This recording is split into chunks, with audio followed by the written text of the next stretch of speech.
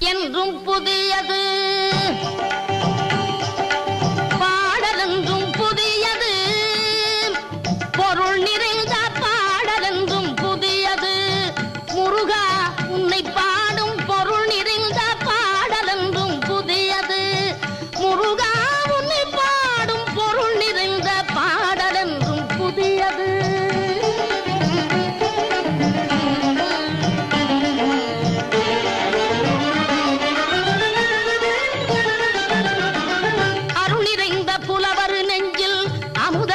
தமிழ் கொடுத்த பொருள் நிறைந்த பாடல் என்றும் புதியது.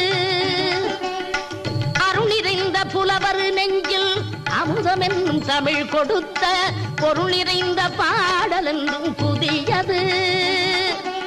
முருகன் என்ற பெயரில் வந்த அழகே என்றும் புதியது. முருகன்